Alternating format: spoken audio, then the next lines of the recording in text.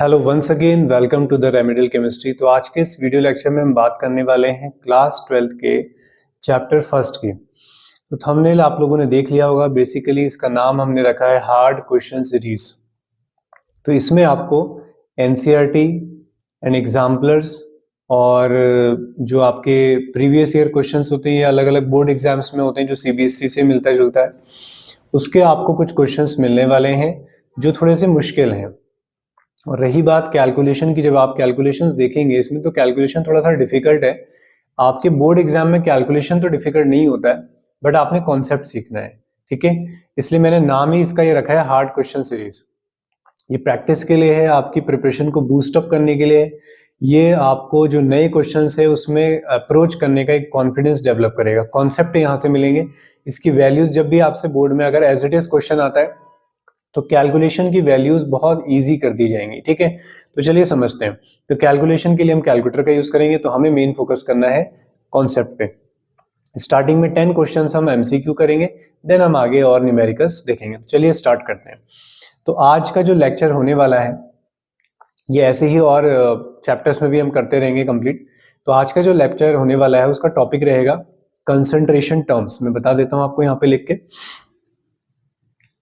तो बेसिकली आज जो हम बात करने वाले हैं वो हम बात करेंगे हमारे सबसे स्टार्टिंग के टॉपिक पे, जो है कंसंट्रेशन टर्म्स, ठीक है। जिसमें आपका मास परसेंटेज आएगा, जिसमें आप W/W समझते हैं, वॉल्यूम परसेंटेज आएगा V/V। इसलिए आपने एक बार रिवाइज करना है उसे पहले। W/V आएगा, क्वेश्चंस में तो मैं डिटेल में समझाते रहूंगा। मोलैलिटी यूज होने वाला है, मोलैरिटी और मोलैलिटी यूज होने वाले हैं, मोल फ्रैक्शन यूज होने वाला है, ठीक है। पीपीएम यूनिट यूज होने वाली है। तो ये सारी चीजें हम लोग डिस्कस करने वाले हैं। और दूसरा, हम कुछ एग्जांपल देखेंगे टाइप्स ऑफ सॉल्यूशन, वो भी इसी में मिक्स रहेगा। टाइप्स ऑफ सॉल्यूशन जहां से एमसीक्यू आने के चांस रहते हैं, क्योंकि आप जानते हैं सॉल्यूशन 3 टाइप का होता है, सॉलिड, लिक्विड और गैस। तो चलिए एग्जाम्पल में बात करेंगे ज्यादा, क्योंकि टॉपिक्स नहीं पढ़ रहे हम, ठीक है। तो चलिए पहला सवाल आप लोगों की स्क्रीन पे ये रहा, बहुत ऑनेस्टी के साथ, ठीक है, समझ के आंसर करना है आपने। Identify the gas of identify the phase of solute and solvent among the option are given below for a solution as amalgam of mercury with sodium. तो ये कह रहा है कि अमलगम, ठीक है, अमलगम की बात चल रही है यहाँ पे, अमलगम विथ मरकरी। तो इसका क्या मतलब है, आपने सॉल्वेंट और सॉल्यूट छांटना है, तो अमलगम, ठीक है, ऑफ मरकरी विथ सोडियम, यानी कि सोडियम अमलगम की बात चल रही है। तो किस तरीके से लिखा जाता है अमलगम को, ये ऐसे, ये तरीका है सोडियम अमलगम लिखने का। तो होता क्या है कि इसमें जो हमारे पास सॉलिड वाला पार्ट होता है, यानी कि जो सोडियम है, ठीक है, वो आपका ज्यादा अमाउंट में होगा, सॉल्वेंट होगा, और उसके अंदर हम लिक्विड यानी कि मरकरी को फिल करेंगे, ठीक है, मरकरी को मिक्स करेंगे। तो यानी कि मरकरी यहाँ पे क्या हो गया, सॉल्यूट। तो आप लोग जानते हैं जो फाइनल स्टेट मिलेगी वो सॉल्वेंट पे डिपेंड करती है। तो सॉल्वेंट कैसा है, सॉलिड है। तो ये सॉल्यूशन का टाइप भी मैंने यहाँ पे बता दिया आपको कि ऐसे सॉल्यूशन को क्या कहते हैं, सॉलिड सॉल्यूशन, ठीक है। तो सॉलिड के अंदर लिक्विड भी हो सकता है, गैस भी हो सकता है, सॉलिड भी हो सकता है। तो ये बेसिकली सॉलिड के अंदर क्या है, लिक्विड। अब ऑप्शन मैच कर लेंगे आप। सॉल्यूट देखना है आपने पहले, ठीक है, पहले आपको सॉल्यूट देखना है। तो सॉल्यूट मैंने आपको बताया लिक्विड होने वाला है, ठीक है, और सॉल्वेंट कैसा होगा, सॉलिड। तो C is the right answer. अब इसका सेकंड क्वेश्चन देखेंगे। सेकंड क्वेश्चन क्या कह रहा है, देखें। which of the following is the correct example of solid solution in which the solute is in gas phase। मैं चारों ऑप्शन समझाता हूं तुम्हें, ठीक है। Copper dissolve in gold. तो बच्चों गोल्ड जो होता है वो आपका सॉलिड होता है। तो गोल्ड के अंदर अगर आप कॉपर को मिक्स करते हैं, ठीक है, तो दोनों ही कैसे हैं, सॉलिड सॉलिड। तो सॉल्यूशन भी कैसा बनेगा, सॉलिड सॉल्यूशन बनेगा, ठीक है। तो ये बात तो ठीक है कि सॉलिड सॉल्यूशन बन रहा है, लेकिन हमें क्या चाहिए, हमें चाहिए यहाँ पे देख लें आप लोग पहले, सॉलिड सॉल्यूशन तो है, ठीक है, in which the solute is in gas, solute gas होना चाहिए, लेकिन यहाँ पे तो दोनों ही सॉलिड है। अब दूसरे एग्जांपल में कैम्फर, कैम्फर कैसा होता है, कैम्फर होता है सॉलिड, और नाइट्रोजन हो गई गैस, ठीक है। तो नाइट्रोजन गैस के अंदर क्या है, सॉलिड, नाइट्रोजन गैस के अंदर क्या है, सॉलिड, लेकिन हमें क्या चाहिए, हमें सॉलिड के अंदर गैस चाहिए। अब थर्ड वाले को देखो, हाइड्रोजन इन पैलेडियम, तो ये है आपका पैलेडियम, जो कि कैसा है, सॉलिड है, ठीक है। सॉलिड में क्या है फिर, ये गैस, कौन सी, हाइड्रोजन, तो C is the right answer. Platinum भी हो सकता था यहाँ पर, वो भी सही होता। Next, 18 gram of glucose dissolve in 162 gram of water, calculate the mass percentage of solution. बहुत सिंपल है, ठीक है। तो 18 gram of glucose is dissolve in 162 gram of water, calculate the mass percentage solution. तो मास परसेंटेज का मतलब होता है W/W। ऊपर आ जाएगा आपके पास 18 ग्राम सॉल्यूट का मास, नीचे आ जाएगा सॉल्यूट प्लस सॉल्वेंट, यानी कि 162 प्लस 18। परसेंटेज में निकालना होता है हमें मास परसेंटेज, तो इंटू 100। तो इसको आप सॉल्व कर लेंगे, ये 18 अपॉन 180 आ रहा है आपका, ठीक है, इंटू 100। तो इसे आप सॉल्व करेंगे, 0 से 0 कैंसिल हो गया, 18 से 18 कैंसिल हो गया, राइट। तो ये आ गया आपका 10%। तो option B is the right answer. अब आ जाते हैं क्वेश्चन नंबर 4 में। तो क्वेश्चन नंबर 4 क्या कह रहा है, देखें इसे। तो बच्चा क्वेश्चन नंबर 4 है, 184 gram ethyl alcohol is mixed with 72 gram of water, the ratio of mole fraction of alcohol to water. दोनों के मोल फ्रैक्शन निकालने पड़ेंगे, अल्कोहल के भी और वाटर के भी। एक का निकाल लेते हैं, दूसरे को 1 से माइनस कर लेंगे। आप लोग जानते हैं मोल फ्रैक्शन का सम क्या होता है, हमेशा 1। तो अल्कोहल के निकालने अगर हमें मोल फ्रैक्शन, तो अल्कोहल के मोल्स ऊपर आएंगे, ठीक है, और नीचे क्या आएंगे, टोटल। टोटल में कौन कौन है, अल्कोहल प्लस वाटर। सेम यहाँ पे करना है आपने, मोल्स ऑफ H2, अब दोनों में से कोई एक कैलकुलेट कर लो, आपकी जो मर्जी चाहे, अल्कोहल प्लस वाटर, ठीक है। तो मैं इसे कैलकुलेट करता हूँ, राइट। तो नंबर ऑफ मोल्स क्या होता है, गिवन मास अपॉन मोलर मास। तो गिवन मास कितना है इथाइलिन अल्कोहल का, इथाइल अल्कोहल का,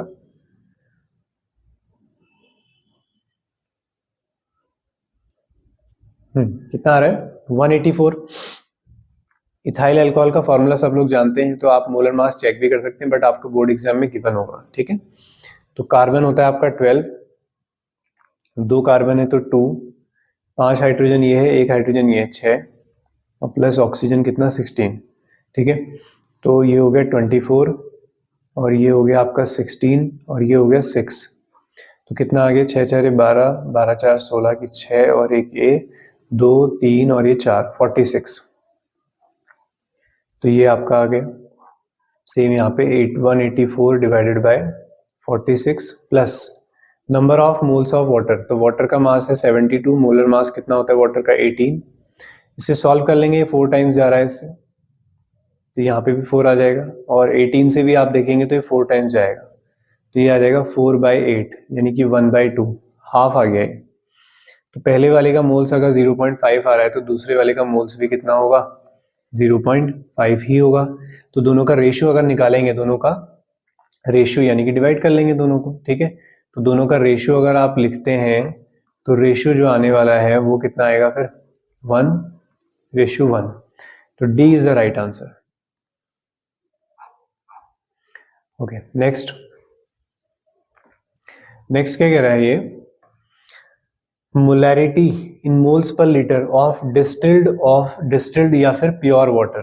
तो मोलैरिटी निकालनी है, सॉरी, मोलैरिटी आपको कैलकुलेट करनी है, डिस्टिल्ड या फिर प्योर वाटर। अब देखो, प्योर वाटर के लिए मैं एक बात आप लोगों को समझा रहा हूँ, आगे से आपने याद रखनी है। प्योर वाटर की डेंसिटी होती है 1 ग्राम पर सेंटीमीटर क्यूब। तो 1 ग्राम पर सेंटीमीटर क्यूब, ठीक है। सभी लोग जानते हैं density is equal to mass upon volume. अब हमें मोलैरिटी निकालनी है इन मोल्स पर लीटर, मतलब 1 लीटर के अंदर कितने मोल्स होंगे, ये निकालना है ना, यही तो निकालना है, 1 लीटर में कितने मोल्स होंगे।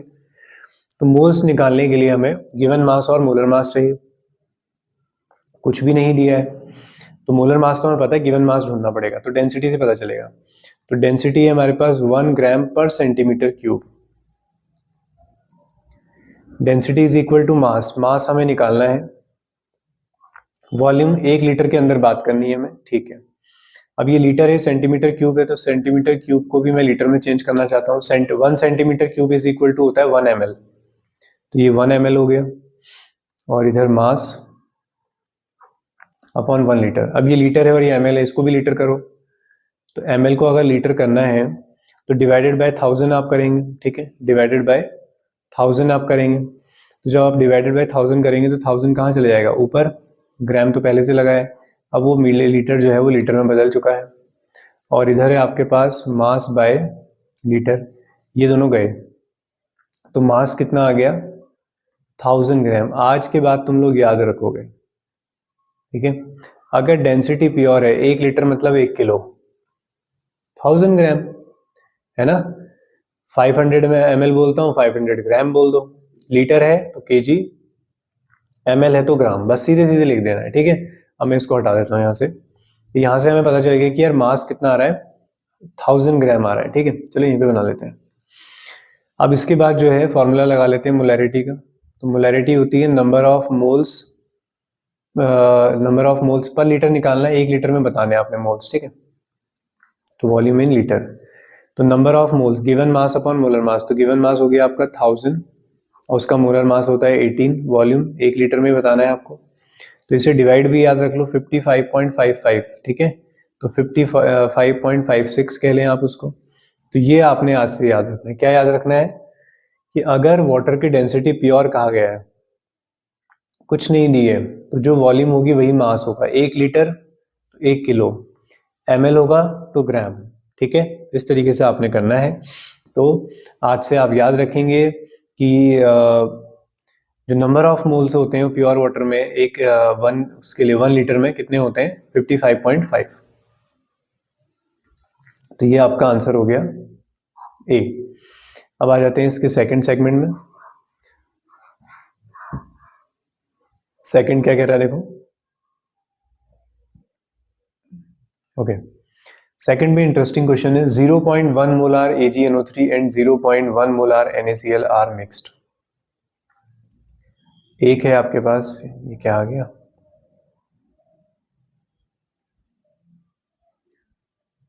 ओके। एक है आपके पास 0.1 मोलार AgNO3, ठीक है, और दूसरा है 0.1 मोलार NaCl। इन दोनों को मिक्स कर देते हैं, ठीक है। यही कहा गया are mixed in same volume. तो वॉल्यूम हमें पता नहीं है, मान लेते हैं कि जो इसकी वॉल्यूम है वो है x, तो इसकी वॉल्यूम भी कितनी होगी x, तो टोटल वॉल्यूम कितनी हो जाएगी, दोनों को ऐड कर देंगे तो 2x। जैसे पहला वाला 5 लीटर, दूसरा भी 5 लीटर, तो फाइनल वॉल्यूम 10 लीटर हो जाएगी। अब इसके अंदर जो है दोनों लोग हैं, अब 0.1 मोलार AgNO3 भी और 0.1 मोलार NaCl भी। ये कह रहा है कि then what will be the concentration of nitrate ion. Nitrate ion की बात चल रही है सिर्फ, चलिए वाइट है, मैं तभी कहूँ कलर भी नहीं दिख रहा है, ठीक है। नाइट्रेट आयंस की बात चल रही है, और नाइट्रेट आयंस तो हमें सिर्फ AgNO3 से मिलेंगे, राइट। इसके अंदर है तो दोनों, 0.1 मोलार AgNO3 है और 0.1 मोलार NaCl है। तुम्हें नाइट्रेट आयंस का बताना है, तो नाइट्रेट आयंस तो इसी से मिलेंगे, है ना। तो इसका मतलब ये है कि कितने नाइट्रेट आयंस है तुम्हारे पास, 0.1 मोलार। तो ये कहानी है। तो चलिए निकालते हैं फिर। तो हमसे जो कैलकुलेट करने के लिए कहा गया हम वो लिखते हैं पहले। Concentration of nitrate ion, units देखो मोलैरिटी में है, तो आपने नाइट्रेट आयंस की मोलैरिटी निकालनी है। तो मोलैरिटी निकालनी है किसकी, NO3 1 नेगेटिव की। तो आप जानते हैं ऊपर हमें चाहिए होंगे number of moles of NO3 1 negative, right. और नीचे हमें चाहिए होंगे कंसंट्रेशन निकालनी है नाइट्रेट आयन की, हाँ ठीक है। नीचे हमें चाहिए होगा वॉल्यूम। तो वॉल्यूम तो आप लोगों को नजर आ रहा है कि सर वॉल्यूम तो 2x होने वाला है, राइट, वॉल्यूम 2x होगा। अब नंबर ऑफ मोल्स कैसे निकलेंगे, अब नंबर ऑफ मोल्स के लिए क्या करना है, देखो AgNO3 की मोलैरिटी कितनी दी है 0.1, इससे काम लेना है हमें, ठीक है। तो इसकी मोलैरिटी दी है 0.1, मोलैरिटी इज इक्वल टू क्या होता है, नंबर ऑफ मोल्स अपॉन, बोलो, अपॉन वॉल्यूम। वॉल्यूम कितनी है इसकी x, देखो पहले वाले बीकर में। तो नंबर ऑफ मोल्स, जितने AgNO3 के होंगे उतने ही NO3 1 नेगेटिव के भी होंगे, है ना। ये देखो इक्वेशन में, अरे यार AgNO3 अगर एक टूटेगा तो NO3 1 नेगेटिव भी कितना बनेगा, एक बनेगा, और एक ही क्या बनेगा, Ag पॉजिटिव। अगर AgNO3 0.1 मोल है, वो टूटता है, तो NO3 1 नेगेटिव भी कितना बनेगा, 0.1 है ना। तो उस हिसाब से मैंने लिया है 0.1 is equal to n upon x. तो हमारे पास यहाँ से n इक्वल टू कितना आ गया, 0.1 इंटू एक्स, ये आ गया number of moles x volume के अंदर। यहाँ पे रख दो 0.1 इंटू एक्स, तो x से x गया तो 0.2, 0.1 अपॉन 2, तो 2 से डिवाइड कर लो तो क्या आ जाएगा 0.05। ठीक है, कुछ कंफ्यूजन हो क्योंकि अच्छे क्वेश्चन है, बार दोबारा देखना पड़ सकता है। ठीक है, पीछे करें, देखें, उसी को समझना है जो मैंने एक बार बताया है। ठीक है, ऑफलाइन क्लास में तो हम रिपीट कर लेते हैं बार बार।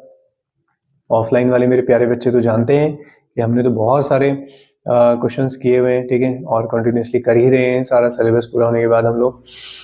तो इसी में से कुछ सिलेक्टेड क्वेश्चंस है, तो तुम लोगों को भी हेल्प होगी, और जो हमारे नए व्यूअर्स हैं, ठीक है, जो ऑफलाइन नहीं जुड़े हुए हैं, जो अदर सिटीज़ से या इस सिटीज़ की भी जो है, तो वो इन क्वेश्चंस में थोड़ा सा प्रैक्टिस कर लेंगे।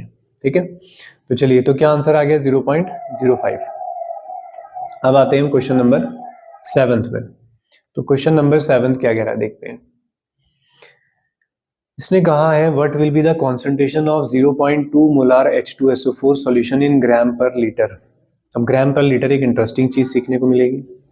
तो ग्राम पर लीटर क्या होता है ना बच्चों, किसकी यूनिट होती है, ये होता है स्ट्रेंथ ऑफ सॉल्यूशन। शायद आप लोगों ने प्रैक्टिकल किया हो जब क्लास 12th में अभी,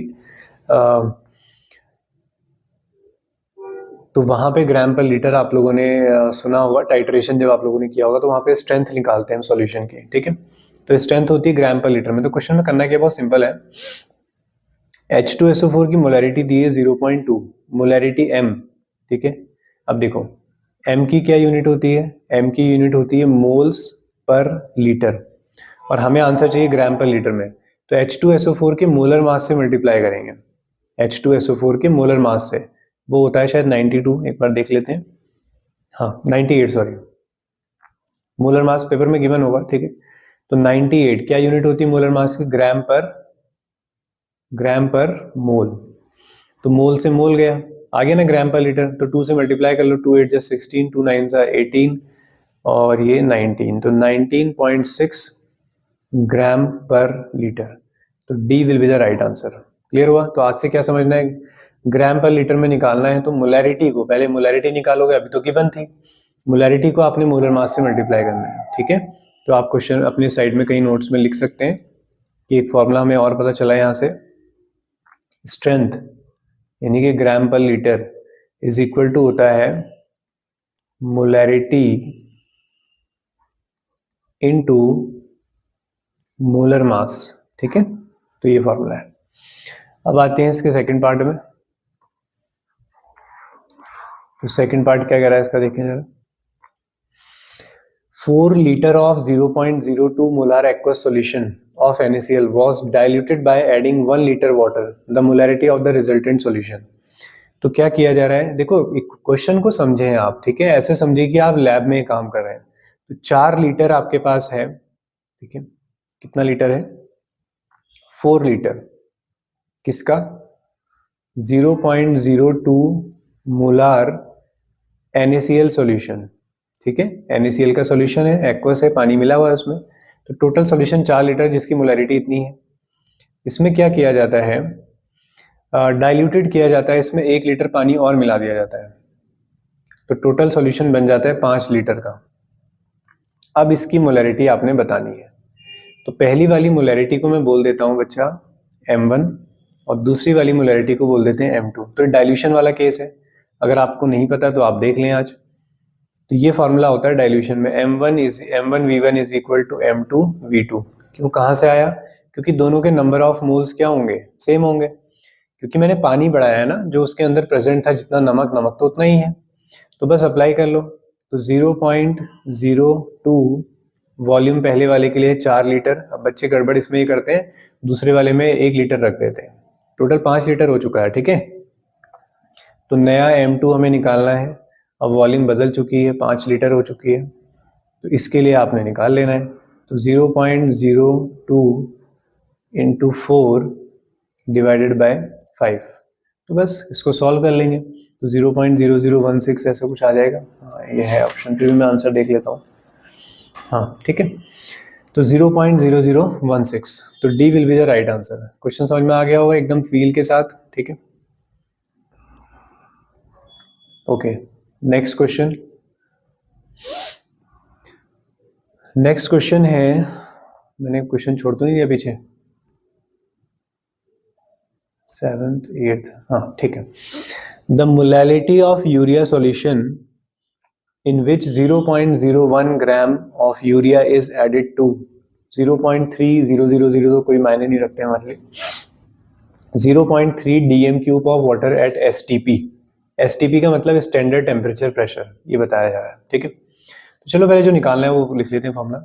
मोलैलिटी निकालनी है, molality mass of solute upon molar mass of solute into mass of solvent in kg।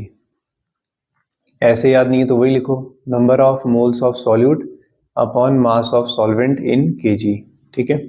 ये हमें करना है, तो चलिए देखते हैं।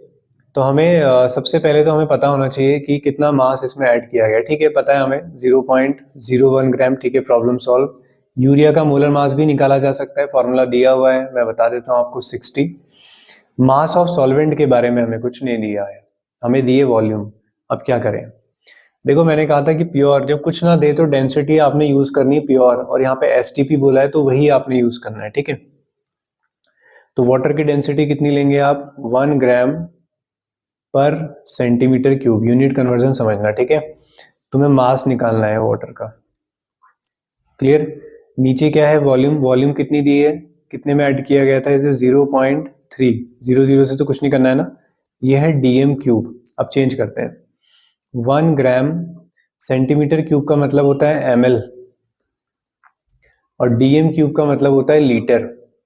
तो बेसिकली 0.3 लीटर दिया है, इसको भी ml को भी किस में चेंज करोगे, लीटर में चेंज करोगे तो 1000 आ जाएगा ऊपर, तो ऊपर आ जाएगा 1000, फिर ये ऊपर मल्टीप्लाई होगा तो 1000 इंटू 0.3, ठीक है।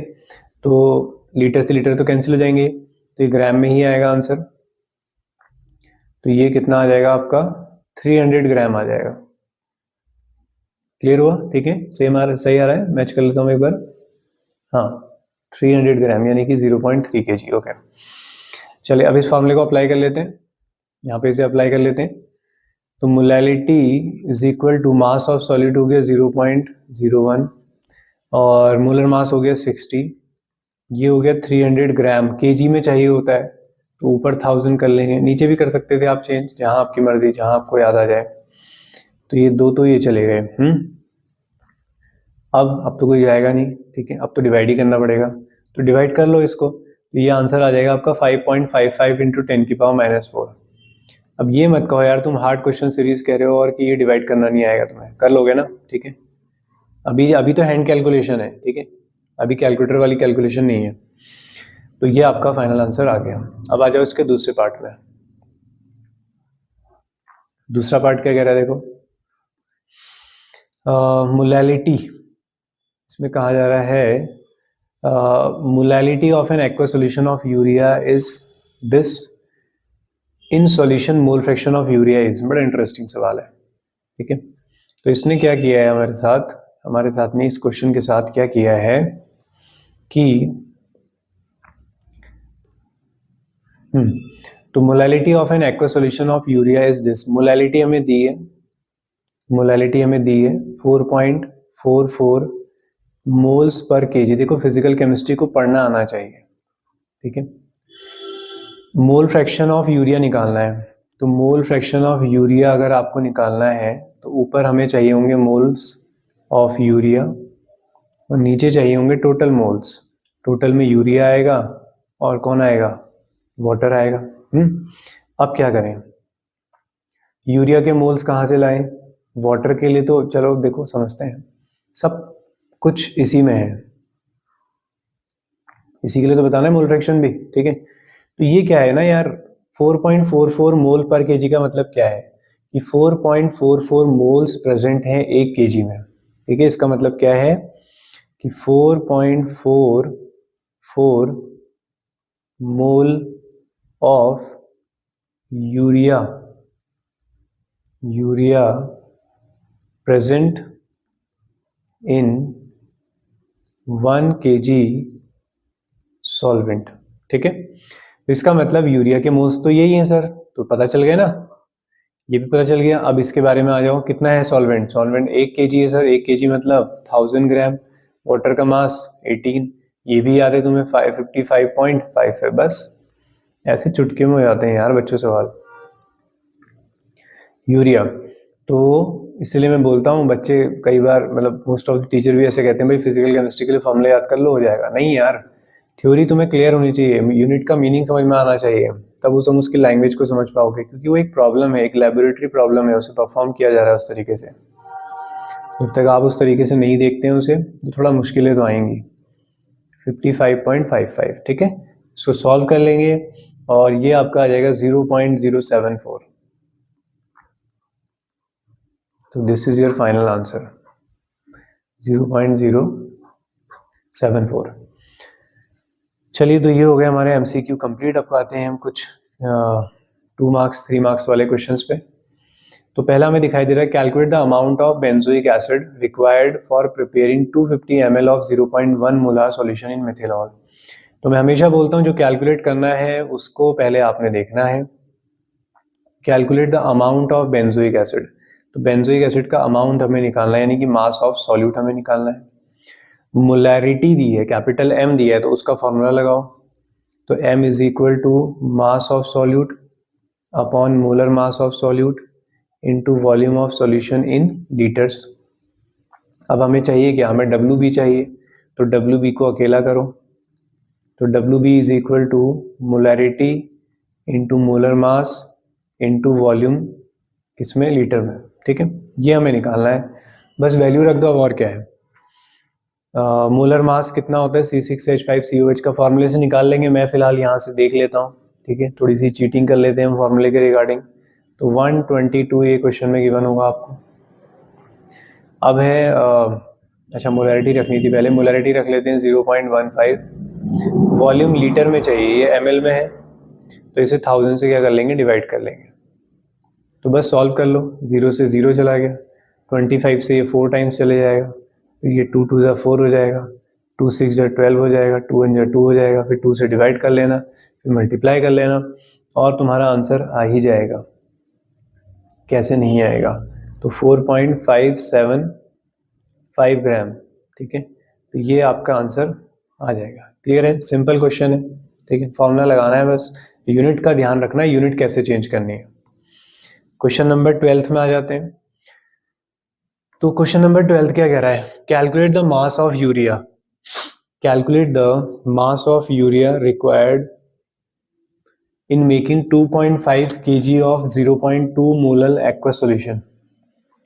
अच्छा, calculate the mass of urea, again हमें मास ऑफ यूरिया ही निकालना है, ठीक है, W निकालना है सॉल्यूट के लिए। Required in making 2.5 kg, molality दी है यार इस बार।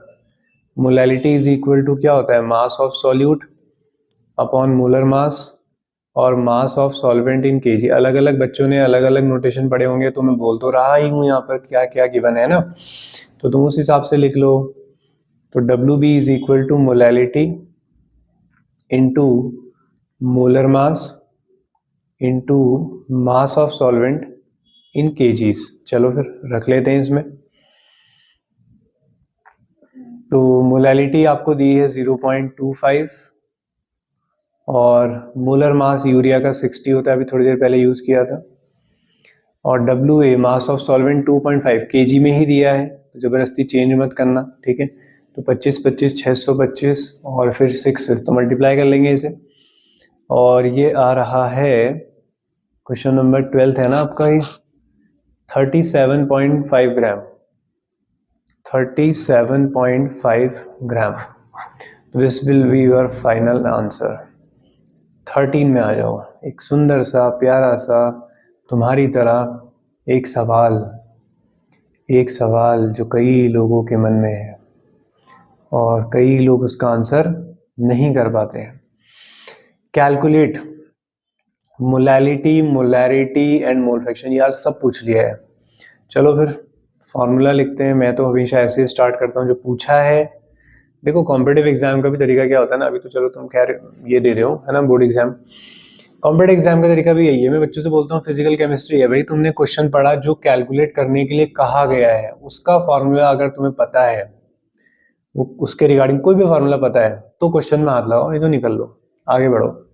पता ही नहीं तुम्हें कैलकुलेट करना है। कुछ बच्चे खेल करते हैं, अच्छा हमें मास ऑफ सॉल्यूट दिया है, फिर डेंसिटी लिखेंगे, फिर मोलर मास भी दिया है, ये दिया है, फिर सोचेंगे यार ये निकालना कैसे है, तो क्यों टाइम वेस्ट कर रहे हो, सीधे लिखो, जो निकालना है वो लिखो, फिर ढूंढो उसमें क्या क्या चाहिए, फिर देखो क्वेश्चन में से तुम्हें दिया है या नहीं दिया है, तुम्हें ढूंढना पड़ेगा। ठीक है, तो मोलैलिटी है, तो मोलैलिटी है बोले तो मास of solute, molar mass, mass of solvent in KGs. ठीक है, तो ये हम लोगों ने करना है। अब इसमें मोलैलिटी हमें निकालनी है, तो पहले तो मास ऑफ सॉल्यूट, क्या हमें मास ऑफ सॉल्यूट दिया है, तो देखो क्वेश्चन में 20% mass by mass of aqueous के आई, तो 100% में से 20% मास बाय मास का है ना, तो इसका मतलब W बाय W, तो 100 ग्राम में से 20 ग्राम तो कौन है, के आई, तो पता तो है यार तुम्हें, तो ये तो दिया है 20 ग्राम। मोलर मास पता चल जाएगा, एनसीईआरटी के क्वेश्चन है, यहाँ नहीं दिए, बोर्ड में तो देंगे ही आपको, तो मैं के आई का मोलर मास देख लेता हूँ यहाँ से। के आई का मोलर मास बेटा तुम कहाँ हो, मोलर मास 166, तो ये है 166 मास of solvent, mass of solvent अब पड़ेगी हमें जरूरत। तो मास ऑफ सॉल्वेंट कैसे निकाल, क्या बात करते हो यार, हाँ हाँ है ना, बिल्कुल सही आंसर कर रहे हो तुम।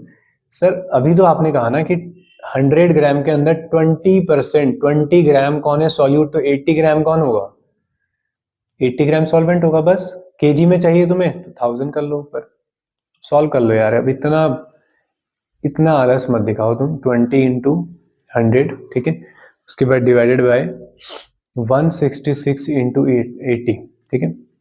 तो ये आपका आ जाएगा बेटा मोलैलिटी 1.506 स्मॉल m, या फिर आप लिखेंगे मोलल। तो एक पार्ट तो ये सॉल्व हो गया। अब आते हैं दूसरे में।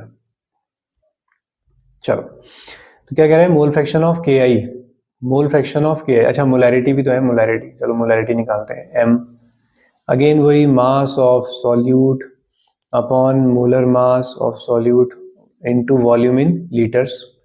तो ये तो हमें पता है सर, ये तो हमें पता है 20 ग्राम है सर, ये भी आपने अभी बताया कि 166। अब सर वॉल्यूम का क्या करें, डेंसिटी दी है तुम्हें, डेंसिटी दी है तो लगाओ formula, density is equal to क्या लगाओगे, मास अपॉन वॉल्यूम लगाओगे। और देखो यूनिट के साथ लिखोगे, ये ऐसे ऐसे कामचोरी नहीं चलेगी, फिर आंसर गलत आएंगे। तो 1.202 ग्राम पर ml मास तुम्हें चाहिए, सॉरी मास कितना रखेंगे, वॉल्यूम चाहिए तुम्हें। ठीक है, अब ध्यान से समझना मेरी बात, ये डेंसिटी किसकी है, एक्वस के आई यानी कि सॉल्यूशन की है ना, तो मास भी किसका रखोगे, सॉल्यूशन का। सॉल्यूशन का पूरा मास कितना है, 100 ग्राम। यहाँ पे वाटर मत रख देना यार, डेंसिटी किसकी है बेटा, सॉल्यूशन की है, तो मास भी किसका रखोगे, सॉल्यूशन का रखोगे। तो वॉल्यूम निकल जाएगी यहाँ से, मास किस में 100 ग्राम है, ग्राम से ग्राम चला गया, तो वॉल्यूम कितनी आई, वॉल्यूम आई 100 अपॉन 1.202 ml में आई है। ठीक है, अब मोलैरिटी वाले फॉर्मूले में इसको अप्लाई कर लेते हैं। चलो यहां आ जाते हैं, तो molarity is equal to mass of solute कितना था 20 ग्राम, मोलर मास कितना था 166, वॉल्यूम कितनी है 100, ये ऊपर चले जाएगा, डिवाइड में आ रहा है जो, ठीक है ये है। अब इसको किससे डिवाइड करोगे, 1000 से, तो 1000 भी ऊपर चला जाएगा क्योंकि लीटर में चाहिए हमें। तो बस इसको सॉल्व कर लो और ये आंसर भी तुम्हारा, सॉरी ये आंसर भी तुम्हारा आ जाएगा। तो ये आपका आ रहा है 1.44 मोल्स पर लीटर। ठीक है, तो ये इस तरीके से आपने करना है। ओके, कोई दिक्कत नहीं, चलें, बहुत बढ़िया बहुत बढ़िया मेरे प्यारे बच्चों। अब अब मोल फ्रैक्शन निकाल दो इसी बात पे। चलो तो हो जाए सर, मोल फ्रैक्शन हो जाए अब। तो मोल फ्रैक्शन निकालने के लिए फिर से वही फॉर्मूला लिखो यार, मोल फ्रैक्शन ऑफ के आई तुम्हें निकालना है तो तुम ऊपर लिखो मोल्स ऑफ के आई और नीचे लिखो मोल्स ऑफ के आई प्लस मोल्स ऑफ H2O। ठीक है, मोल्स ऑफ के आई मतलब गिवन मास अपॉन मोलर मास। गिवन मास कितना था 20, मोलर मास कितना था 166। कैलकुलेटर यूज करने पड़ेंगे। ठीक है, 166 प्लस वाटर कितना था 80 डिवाइडेड बाय 18, बस सॉल्व कर लो आंसर आ जाएगा। तो 0.0263 आ रहा है। तो ये मोल फ्रैक्शन की कोई यूनिट होती नहीं है। चलो नेक्स्ट, बस एक क्वेश्चन और बचा है इसके बाद। Question number 14th, a solution of glucose in water is labeled as 10%। क्या कह रहा है? A glucose in water is labeled as 10% W/W। तो एक ग्लूकोज सॉल्यूशन है जिसमें 10% ग्लूकोज है, मतलब 10 ग्राम ग्लूकोज होगा और बाकी जो है 90 ग्राम क्या होगा, वाटर होगा। What would be the molality, mole fraction, each component in the solution if the density of the solution is this, then what shall be the molality? वैसे मैंने ये क्वेश्चन लेना नहीं चाहिए था क्योंकि अभी जो कराया है उससे तुम्हें आ जाएगा। क्या निकालना है? पहले मोलैलिटी निकाल लें। चलो पहले हम निकाल लेते हैं मोलैलिटी। तो मोलैलिटी के लिए सर हमें गिवन मास चाहिए, है तो सही बेटा 10 ग्राम। सर मोलर मास चाहिए ग्लूकोज का, है बेटा तुम्हारे पास 180 ग्राम होता है ग्राम पर मोल। सर वॉल्यूम चाहिए, सर वॉल्यूम नहीं है। वॉल्यूम नहीं है तो यार डेंसिटी तो है ना, डेंसिटी तो है ना, नाराज तो नहीं हो गए, डेंसिटी है, बिल्कुल है सर डेंसिटी। वॉल्यूम डेंसिटी किसकी, सॉल्यूशन की है, बिल्कुल सर सॉल्यूशन की है। यूनिट लिखोगे ना, यूनिट लिखेंगे सर, बहुत बढ़िया। ऐसे ही तो प्यारे बच्चे तुम लोग काम करते हो, है ना। तो मास क्या रखेंगे यहाँ पे, मास क्या रखेंगे, सॉल्यूशन है, सॉल्यूशन कितना होगा टोटल 100 ग्राम, तो मास भी रख देंगे। वॉल्यूम आप यहाँ से निकाल लेंगे, तो वॉल्यूम यहाँ से निकाल लेंगे, तो 100 डिवाइडेड बाय 1.2, ग्राम से ग्राम कैंसिल, वॉल्यूम भी आ गई। चलो रख दो ले जाके यहाँ पे, रख दें, चलो यहाँ रख लेते हैं। कैलकुलेशन तुम करना, ठीक है, ऐसा खेल मत करवाना मुझसे। 10/180, वॉल्यूम कितनी है 100, ऊपर चले जाएगा। कैलकुलेशन लास्ट में करनी है बेटा, ठीक है। बायो वाले भी बच्चे हैं, मैथ्स वाले भी बच्चे हैं, तो ज़्यादा परेशान नहीं होना है, ठीक है। तुमसे केमिस्ट्री ही पूछी जाती है, तुमसे हार्ड कैलकुलेशन नहीं पूछी जाती है। तो आपने कैलकुलेशन भी करनी लास्ट में ही, जो निकालना है पहले उसको सब क्रॉस करके एक साइड ले जाओ। अब देखो, अब जिसको काटना है काटो तुम्हें, ठीक है। तुम खुश हो जाते हो, 0 दिखने लग जाते हैं, 2 दिखने लग जाता है, तुम काट देते हो। तो 100 और 1.2 ऊपर चला गया। ml में नहीं चाहिए हमें, लीटर में चाहिए, तो ऊपर 1000 भी आ जाएगा, ठीक है। तो ये पूरा गया, ये 0 भी गया, ठीक है। अब कर लेना सॉल्व। तो ये हम क्या निकाल रहे थे, ये हम निकाल रहे थे मोलैलिटी, नहीं, अच्छा मोलैरिटी निकाल दी है मैंने, ठीक है। तो ये मोलैरिटी बना देता हूँ मैं इसको, मोलैरिटी निकल गई आपकी। और मोलैरिटी कितनी आ रही है, कहाँ है मोलैरिटी, मोलैरिटी मोलैरिटी मोलैरिटी, ये है 0.67 m।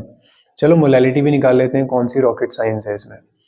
Sir mass of solute 10, sir molar mass 180, mass of solvent, sir 10 ग्राम अगर ग्लूकोज है तो 90 क्या होगा, सॉल्वेंट होगा। केजी में चाहिए 1000 ऊपर, बस हलवा है सर ये तो, खा लो फिर हलवा है तो। क्वेश्चन नंबर कौन सा है, ओके 14th, ये आएगा आपका 0.617 स्मॉल m। क्या बचा, मोल फ्रैक्शन, एक का निकालोगे दूसरे का निकल ही जाएगा ना। तो मोल फ्रैक्शन ऑफ ग्लूकोज निकाल रहा हूँ मैं। तो number of moles of glucose, number of moles of glucose, number of moles of water. तो ये 10 ग्राम था, मोलर मास 180 था, ऐसे ही यहाँ पे 10 180, वाटर कितना है सर 90 है, 90/18 है, सॉल्व कर लोगे तो मोल फ्रैक्शन ऑफ ग्लूकोज आ रहा है 0.01। तो मोल फ्रैक्शन ऑफ वाटर कितना आएगा फिर 0.09, है ना, मिला के बनाना चाहिए, तो हो गया ये भी।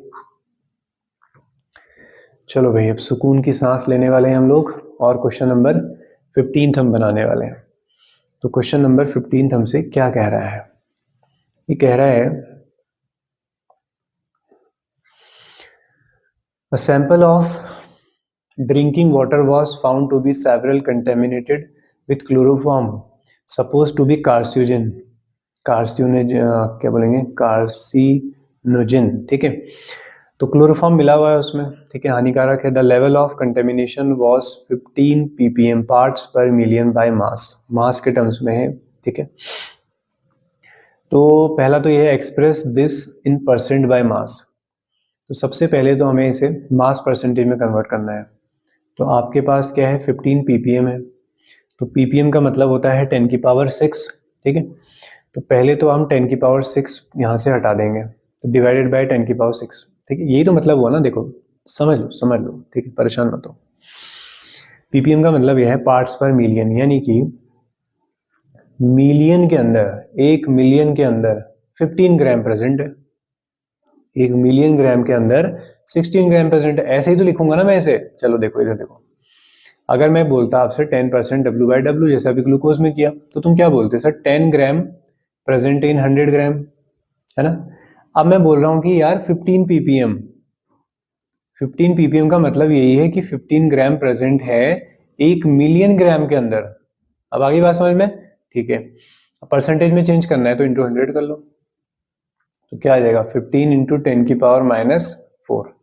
पहला तो हो गया।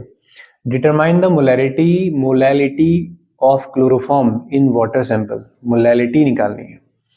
मोलैलिटी के लिए चाहिए हमें गिवन मास, फिर हमें चाहिए मोलर मास, वो मैं क्वेश्चन से देख के बता दूंगा अभी तुम्हें, और उसके बाद हमें चाहिए मोलैलिटी के लिए मास ऑफ सॉल्वेंट इन kg, ठीक है। तो हमें ये सॉल्व करना है, तो परसेंटेज वाली वैल्यू यूज कर लो या दूसरी वैल्यू यूज कर सकते हैं। तो सॉल्यूट कितना है हमारे पास 15 है, इसका मोलर मास ले लेंगे आप 119.5। मास ऑफ सॉल्वेंट अभी समझाया ना, यहाँ पे कितना है 1 मिलियन, यानी कि 10 की पावर 6 ग्राम में है, केजी में करना होगा ऊपर 1000, बस समझ में आ गया ना। 15 ग्राम पर 10 की पावर 6 ग्राम वाला, बस सॉल्व कर लो इसे। ये आ रहा है 1.25 इंटू 10 की पावर -4 मोल्स पर केजी, बहुत गंदा लिखा। तो ये हो गया आपके क्वेश्चन कंप्लीट, बात समझ में आई, ठीक है। तो अगर आप लोग चैनल पे नए हैं, जो नए स्टूडेंट्स हम लोगों से जुड़े हैं, जो पहली बार देख रहे हैं वीडियो, ठीक है, तो चैनल को सब्सक्राइब कर लें, वीडियो को लाइक करना ना भूलें, अपने फ्रेंड्स के साथ शेयर करें जो भी इस तरीके के क्वेश्चंस में इंटरेस्टेड है, एनसीईआरटी बनाने के लिए बिल्कुल दीवाना हुआ है, यार बनानी है यार एनसीईआरटी, यार क्वेश्चंस करने हैं यार टफ वाले, ठीक है।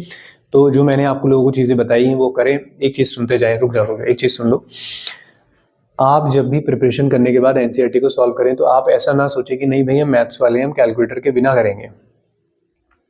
तो ठीक बात है, तुम्हारी मैथ्स अच्छी हो जाएगी थोड़ी, लेकिन अब एग्जाम टाइम बहुत क्लोज आ गया। अगर तुमने पहले एनसीईआरटी ऐसे सॉल्व करी थी तो इट्स ओके, बट अभी क्या करना है, आपने कॉन्सेप्ट पे अप्लाई करना है, ठीक है, कॉन्सेप्ट पे काम करना है ताकि चीजें जल्दी जल्दी हों। तो जो एग्जाम हमारा होता है उसके हिसाब से हमें प्रिपरेशन करनी होती है एग्जाम से पहले, ठीक है।